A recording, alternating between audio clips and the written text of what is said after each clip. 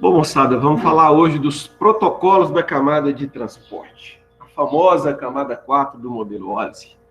Os protocolos da camada de transporte são o protocolo TCP e UDP. O protocolo TCP, Transmission Control Protocol, mais conhecido como TCP, ele é orientado à conexão e é descrito pela RFC, que significa Request for Comments 793. Tá? E alguns exemplos de aplicações que usam TCP são os navegadores web, os e-mails e os FTP. Bom, a gente já falou na aula passada que na camada de transporte acontece a segmentação. Então chega a massa de dados e a camada de transporte vai lá e segmenta, quebra em pedacinhos, né? Coloca um cabeçalho para identificação e aí transmite. Como a gente tem dois protocolos, o TCP e o UDP, a gente vai ver hoje a diferença, né, entre um e o outro. Então, só para começar, o cabeçalhozinho que é colocado junto dos segmentos já tem uma noçãozinha, né? O TCP é o tamanho dele, com várias informações, e o UDP com menos informações. Como eu tinha comentado com vocês na aula passada, o TCP ele tem uma série de garantias. Aí ele garante que a sua aplicação vai receber completinho, né, tudo que foi transmitido. Se não chegar, ele retransmite. Ele estabelece a conexão antes de começar a transmitir. Então, ele tem uma série de garantias. Faz até controle de tráfego. Aumenta a quantidade de dados que é transmitido, diminui. Em contrapartida, a gente tem o datagrama UDP, né, do protocolo UDP, que simplesmente coloca as informações referentes à porta de origem e destino, o comprimento, o tamanho, né? E daqui a pouco a gente fala do checksum, e envia. Então, é por isso que o datagrama UDP, ele é tão mais rápido do que o TCP. Em contrapartida, não se tem garantia nenhuma quando se usa o UDP.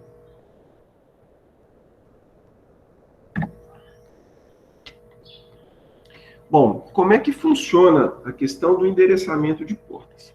Eu já havia comentado com vocês sobre o número de portas.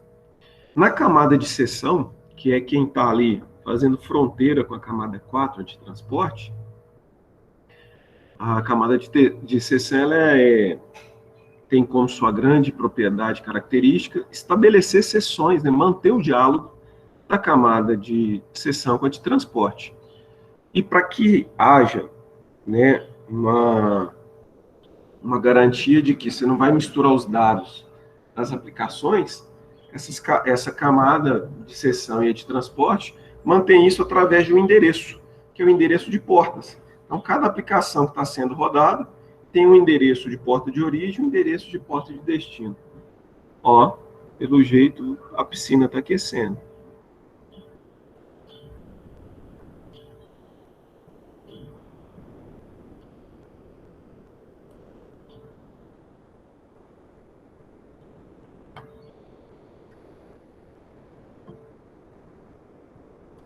Hoje tem gente chegando até agora, hein? Fácil não. Então vamos lá. Então, o endereçamento de portas é para garantir que cada aplicação receba, né, os seus dados corretamente. Nós já vimos os endereços, né, das aplicações mais conhecidas, como o HTTP para navegadores web, que é a porta 80, o POP3, que é 110, Instant Message, vocês não chegaram a ver, mas é o 531. Nós, hein? Beleza. Como é que funciona essa numeração de portas? Nós temos um órgão regulador chamado IANA, então é ela que designa essas portas. Então, toda vez que é criada uma nova aplicação, e essa aplicação, no modelo cliente-servidor, e tem necessidade de se registrar novas portas, é submetido à IANA, e a IANA que vai designar se pode ser criado ou não. Hoje nós já temos a faixa de número de portas e o grupo de portas.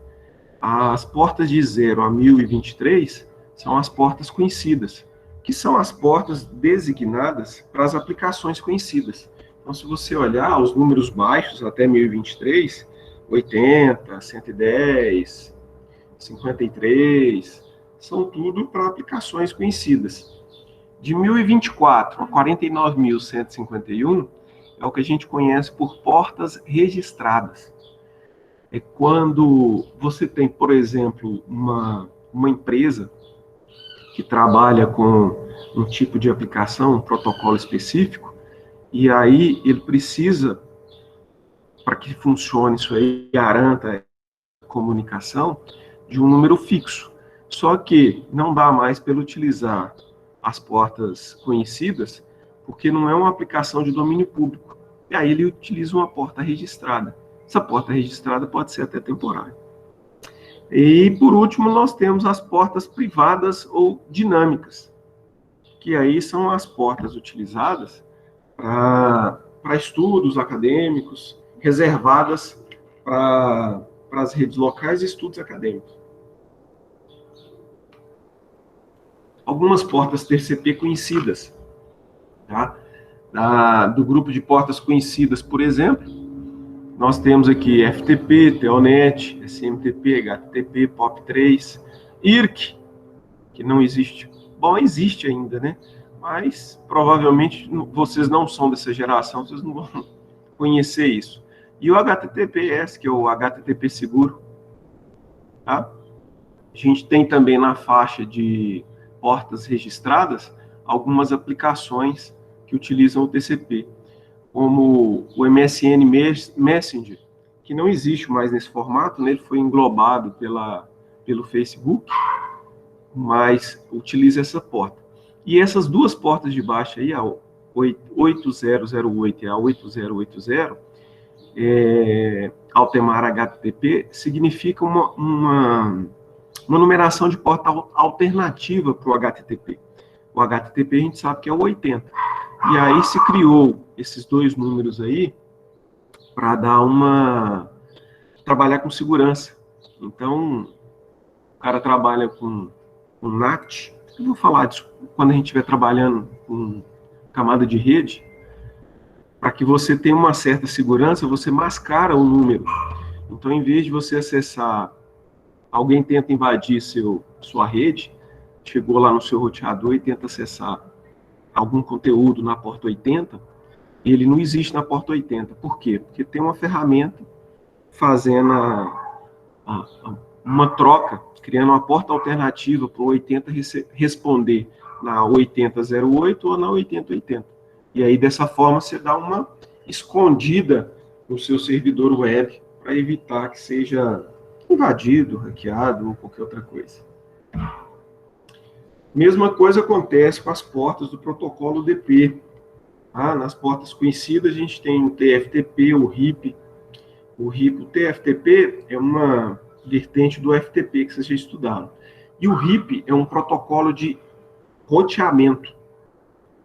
Na camada de rede, vocês vão ver lá o que é o roteamento, né?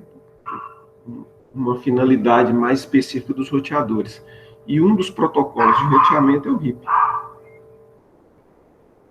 Nós temos também nas portas registradas o Radius, o Cisco SCCP, que é utilizado para VoIP, o RTP, que também é utilizado, um tipo de VoIP, né? Transporte de voz e vídeo, e o SIP, que é o mais conhecido para as aplicações que trabalham com VoIP, como, por exemplo, aquele da Microsoft, lá, o antigo, que ninguém usa mais, Skype. Beleza? Eu tinha até esquecido o nome, de tão antigo que ele estava. Portas comuns, tá? Que é aquelas portas das aplicações mais comuns, inclusive vocês já estudaram elas, né? As conhecidas nós temos DNS, SMMP, que é um protocolo para gerenciamento de rede, para gerar estatísticas de rede, e os protocolos de mensagem, né? O IRC, o Instant Messenger. A gente tem também nas portas registradas o MS SQL, o Microsoft SQL, para trabalhar com banco de dados, tá? Microsoft SQL, e o WAP MMS. Essas aplicações aqui, gente, trabalham em comum com os dois protocolos, tanto o TCP quanto o UDP, beleza? Em algum momento da sua aplicação, você está usando um tipo de transporte do protocolo TCP e outros do UDP. Então, quando você precisa de performance, o UDP. Quando você precisa de garantia, o TCP. Pessoal, aquele mesmo esquema, não estou olhando para o chat, então se tiver alguma pergunta lá, alguém me avisa para mim dar uma olhada. Segmentação e reagrupamento. A gente sabe que é feita segmentação na hora de fazer o transporte, né? Recebe aquela massa de dados. Então, nós estamos aqui, é uma massa de dados, e ela está inteira. Chegou na camada de transporte, o que vai acontecer? Divide os dados em partes e adiciona um cabeçalho, né? Então, quebrou essa massa de dados aqui em 3, um exemplo, e aí dividiu. Se for, perdão, gente, se for o UDP, ele vai pegar a parte 1 e colocar um cabeçalho do UDP, parte 2 outro cabeçalho, parte 3 outro cabeçalho. E aí a gente passa a chamar esses caras de datagrama. Agora, se for TCP, o TCP vai pegar cada uma dessas partes e colocar o seu cabeçalho próprio. E aí passa a se chamar segmento. TCP, datagrama. TCP, segmento. Qual que é a diferença? No cabeçalho UDP, você passa simplesmente porta de origem e de destino. E mais nada e manda embora. Já no TCP, não. Você vai falar qual que é a porta de origem e de destino, né, para identificar a aplicação. Qual que é a sequência para entrega na mesma ordem, ou seja, você vai montar ele antes de entregar para a camada de aplicação. Já no UDP, não. Ele simplesmente vai identificar qual que é a aplicação. Então, chegou, do jeito que chegou, ele já é entregue. Já aqui no TCP, não. Ele tem lá qual que é a aplicação, porta de origem e destino, qual que é a sequência para montar e entregar montadinho o cabeçalho, né? Parte 1, parte 2, parte 3. Tem um reconhecimento de segmentos recebidos, ou seja, há uma troca de mensagens para informar que recebeu os 3 segmentos, ou não, né? Se não vier esse reconhecimento, parte 1, 2 e 3. O 2 não chegou. Aí tem uma troca de mensagem informando, olha, eu não recebi a parte 2. Aí vai existir uma retransmissão da parte 2. Por quê? Porque o TCP garante a entrega e garante a entrega ordenada. E por último, ele faz também o controle de fluxo e gestão de congestionamento. Então ele fica verificando, né, em cima dessas mensagens de reconhecimento, mandei a parte 1. Depois de um tempo, eu aguardo chegar um reconhecimento se chegou a parte 1. Chegou a parte 1, eu mando a parte 2. Se o tempo de resposta desse reconhecimento tiver bom, né, tiver rapidinho, ele pode mandar a parte 2 e parte 3 junto. Agora, se o tempo, por outro lado, não está bom e demorou demais chegar ao reconhecimento, aí ele diminui, né, essa quantidade de emissão de pacotes.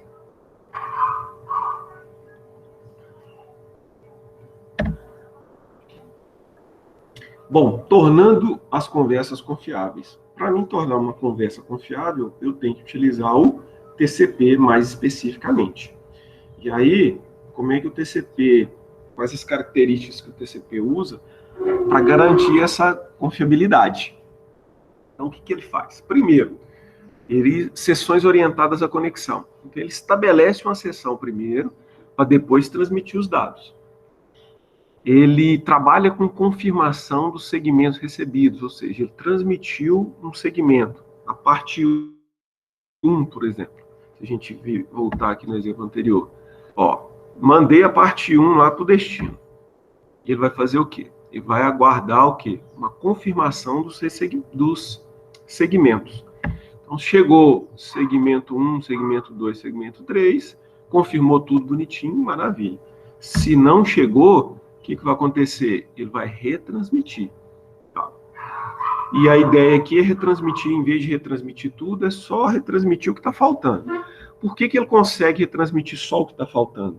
Porque, diferente do UDP, aqui ó, no segmento TCP, eu tenho informações, por exemplo, a sequência, né? Quem é parte 1, quem é parte 2, quem é parte 3. Ah, meu Deus do céu, eu mereço. Galera! Todo mundo dormindo, né? Depois vocês vão assistir a videoaula, já entendi.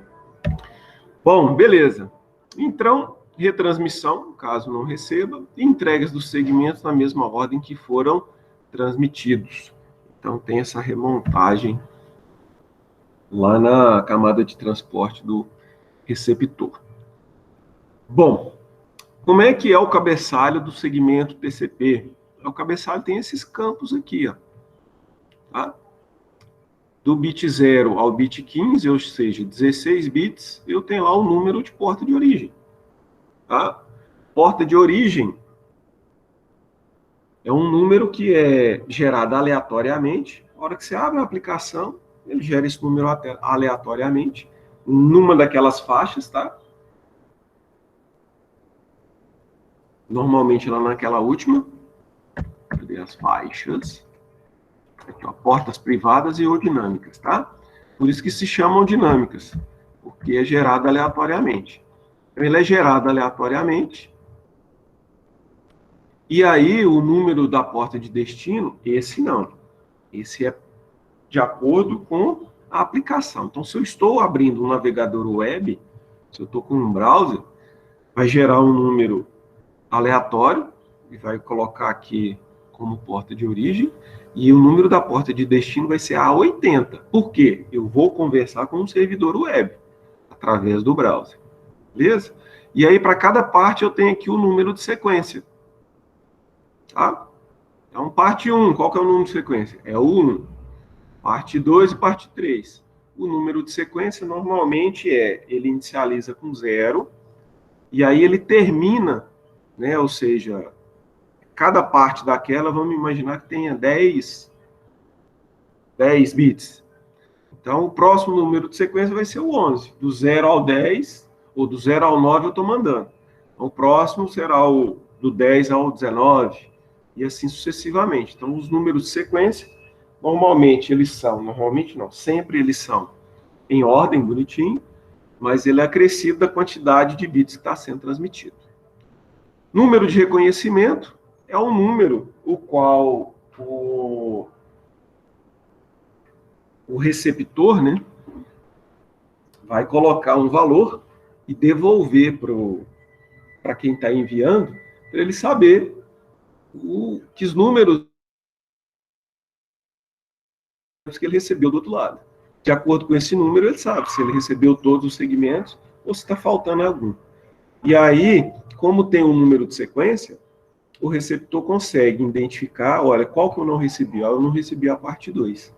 E aí, pelo número de reconhecimento, a hora que chega lá no emissor, o emissor vai olhar e falar assim, opa, peraí, está faltando só a parte 2, e ele reenvia só a parte 2.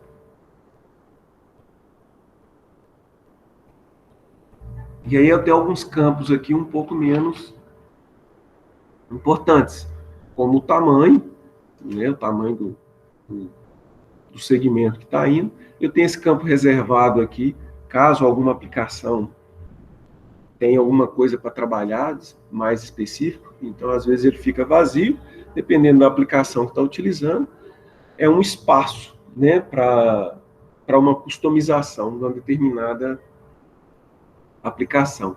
E eu tenho as flags aqui, ó, para informar qual que é o tipo desse cabeçalho. Eu tenho o tamanho da janela, que é muito importante, porque é ele que define como é que está o tráfego da rede, como é que está o trânsito. Então, de acordo com o número da janela, eu sei o número do tamanho do segmento que eu posso transmitir, tamanho máximo. Tá? Então, esse campo aqui, ele é bem importante também. E o checksum é um campo utilizado para fazer um cálculo. Em cima desse cálculo, a camada de transporte sabe se esse segmento foi corrompido ou não. Tá? Tudo que é transmitido, gente, é através de zeros e uns. Então, antes da camada de transporte antes da camada de enlace de dados converter esses 0 e 1s, né, na forma digital e mandar para cima, tudo que é transmitido são 0 e 1s. Então, esse checksum é feito, esse cálculo em cima, um cálculo binário, tá? Com zeros e 1s. Se, de acordo com o cálculo, o resultado não bater com o campo do checksum, esse segmento foi alterado ou danificado, que pode ser por várias coisas, né? A gente sabe que a transmissão hoje é através de cabo, e aí esse cabo passa um pulso eletromagnético. Se esse pulso sofreu uma interferência elétrica, por exemplo, ele pode mudar. Ele era apagado 0 e, né, foi energizado, passou a ser 1. E aí você já tem um problema na hora que chegar lá. Mesma coisa com fibra ótica, né, que a gente sabe que é a base de luz. E a mesma coisa também com ondas wireless, que é quem está mais propenso a sofrer qualquer tipo de interferência. E aí eu tenho urgente pointer, né, que é um campo que nem todas as aplicações utilizam, para marcar o ponteiro, se esse ponteiro é urgente ou não.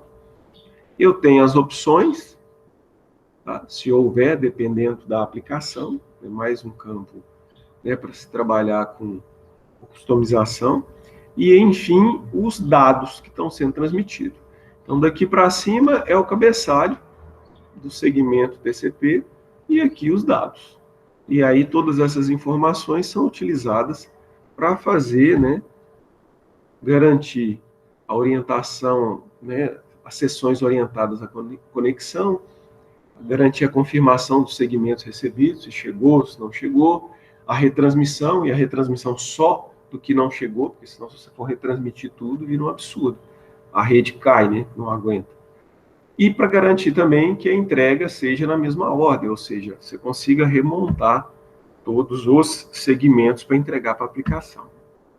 Então, processos do TCP. Então, uma simulaçãozinha aqui, ó, cliente 1 e cliente 2. E eu tenho aqui um servidor. Pelo número da porta, vocês já até sabem, né? É um servidor que tem lá o quê? Um servidor web, né? Tem uma aplicação web aqui rodando, que está na porta 80. E eu tenho aqui também na porta 25 o SMTP. O que é o SMTP? É um servidor de e-mail, tá? Então tem um servidor, esse servidor está configurado para ser um servidor web e também um servidor de e-mail. E aí ela atende várias solicitações, né? Aqui no exemplo, ó, o cliente 1 vai fazer uma solicitação aqui, ó, HTTP. Então, como eu falei para vocês, a porta de origem é aquela porta dinâmica. Então, foi gerado um valor dentro daquela faixa, tá? E aí, toda vez que esse valor é gerado, vem para cá com porta de origem, e aí a porta de destino, como é HTTP, é a 80, é a padrão. E aí se estabelece uma comunicação, e aí você manda para o servidor. Ok? Mesma coisa está acontecendo do lado de cá, só que aqui é uma solicitação de e-mail, SMTP. Então, a porta de origem foi gerada aleatoriamente, e a porta de destino é sempre a porta referente à aplicação do protocolo. Ok? Bom, seguindo, né, o nosso processo TCP, o que vai acontecer? O servidor recebeu essa mensagem, né? Recebeu essa mensagem e vai preparar para responder. Então, para que ele responda de forma a chegar bonitinho nos seus clientes, notem que ele tem 2 clientes utilizando ele ao mesmo tempo. Ele precisa trabalhar com o quê? Com endereçamento de portas. Para quê? Para não misturar a aplicação HTTP com SMTP, não misturar o web com e-mail. E retransmitir para o seu cliente. Fred, mas como é que ele sabe que quem é o cliente 1 e quem é o cliente 2? Pelo endereço IP, moçada. Esse endereço a gente vai ver na próxima camada, camada de rede. Então, o que ele faz? Ele pega os dados que ele quer mandar para o cliente 1, manda lá na camada de transporte, ele vai fazer a segmentação, por quê? Porque está usando o TCP, e colocar o cabeçalhozinho. E no cabeçalho TCP ele vai colocar lá que a porta de origem é 80, por quê? Não chegou aqui como destino 80? Agora ele deixou de ser destino e passou a ser origem, né? Por quê? Porque é aqui que está a aplicação HTTP. Então, porta de origem 80, e a porta de destino, ele mantém a porta que foi gerada aqui, ó. Ela deixou de ser origem, agora ela passou a ser destino. Por quê? Porque vai chegar aqui de volta como resposta. Mesma coisa acontece aqui com o cliente 2, que está trabalhando com a aplicação SMTP. Porta de origem é a conhecida do SMTP, a 25, e a de destino é a que foi gerada aqui no cliente, para que haja essa troca perfeita de comunicação. Bom, como é que funciona a questão do estabelecimento de conexão? Então, antes de começar a transmitir qualquer coisa, quando se está trabalhando com o protocolo TCP, precisa haver o quê? Um estabelecimento de conexão. Esse estabelecimento de conexão, ela é feito através do que a gente chama de three-way handshake, ou um handshake triplo. É um conjunto de 3 mensagens que vai estabelecer essa conexão. Então, olha, aqui no exemplo eu tenho um host A e um host B. Então, os dois querem começar uma troca de informação ou uma comunicação através do protocolo TCP. Como é que funciona isso? Antes de começar qualquer troca de informação ou qualquer conversa, precisa se estabelecer uma comunicação. Ou seja, o host A só vai transmitir alguma coisa para o host B se ele tiver certeza, que o host B está no ar e está pronto a iniciar uma comunicação. Tá? Então, por que se chama handshake triplo? Handshake, pessoal, se a gente for olhar lá no inglês, é como se fosse um aceno de mão. Sabe? O cara balança a mãozinha lá, opa! E aí ele manda uma mensagenzinha bem curtinha, sem dados nenhum, tá? Só uma mensagenzinha mínima no cabeçalho. Ele manda uma mensagem do tipo SYN, de sincronização, e coloca um número de sequência, tá? E um controle de recebimento SYN também. Então, sai de A e vai para B. Aí o que acontece? Se o B estiver ativo, ele vai pegar aqui, ó, identificar o tipo de mensagem, sincronismo, né? E aí ele devolve a mensagem, uma resposta. Tá? A resposta é de SYN a CK. SYN quer dizer que podemos sincronizar. E a CK é informando que essa resposta de sincronização já é uma resposta, não é a inicialização igual foi feita aqui pelo host A. Tá? Então, olha, estou te respondendo sim. E número de sequência 300, e com o número de resposta, né, 101. Porque, provavelmente, nessa resposta aqui, ó, o número de sequência foi 100, aqui está sendo 300, porque veio mais 200 bits, tá? E aí o número de confirmação é que os 100 bits que veio aqui, passou a 61 aqui, porque os 100 foram recebidos. Se você tiver que transmitir mais alguma coisa, você vai transmitir a partir do 101. E é o que ele faz. Recebeu aqui, estabeleceu a comunicação, tá? E aí ele vai transmitir em cima do quê? Da confirmação. Eu confirmei que recebi de 0 a 100. Então, eu estou transmitindo agora, número de sequência, tá vendo? A partir do 101. E confirmo que eu recebi os 300 que você me mandou. Se tiver que ter uma outra resposta, vai ser a partir de quem? 301. E aí sim, 1, 2, 3, estamos prontos para começar a transmitir os dados necessários para essa comunicação.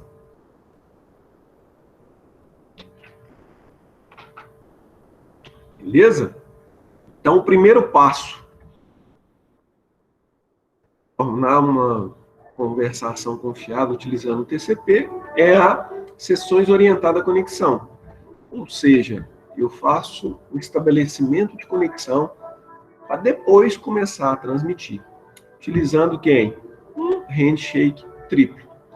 O handshake triplo estabelece a comunicação e essa comunicação, finalizando o handshake triplo, ela começa a troca de dados.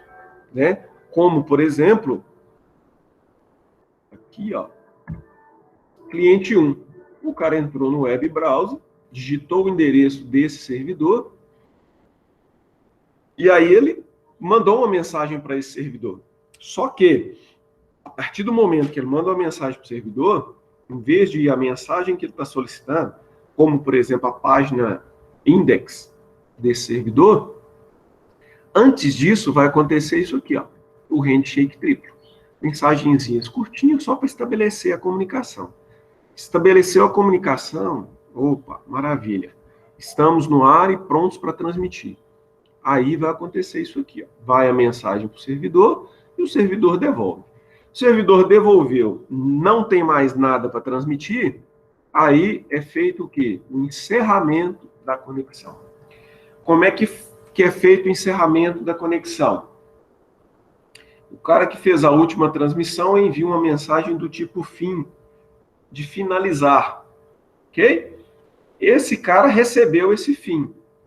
E aí ele responde, né, uma mensagem de ACK, né, de reconhecimento. Olha, eu realmente recebi o fim, ok? E aí esse cara recebe essa confirmação, e aí para ele, beleza, mandei uma mensagem de fim para finalizar a comunicação, de encerramento, e esse cara que devolveu confirmando que recebeu. Ou seja, eu quero finalizar, ok, vamos finalizar. E aí, logo depois disso, esse carinha aqui, ó, o host B, ele vai mandar, falar, ó, eu também quero finalizar. Então, opa, recebido, confirma que recebeu e que aceita a finalização. Então, depois dessa troca dupla, né, de mensagem de finalização, aí sim se encerra completamente a transmissão dessa conversa. Beleza? Bom, para a próxima aula, a gente já começou a entender como é que se estabelece a conexão e como é que se encerra, a gente vai começar a entender como é que funciona a questão da segmentação, a transmissão e a hora que chega lá no seu destino, como é que é feito o reagrupamento, para só depois entregar para a aplicação. Ok? Então, próxima aula a gente continua com o nosso assunto de TCP.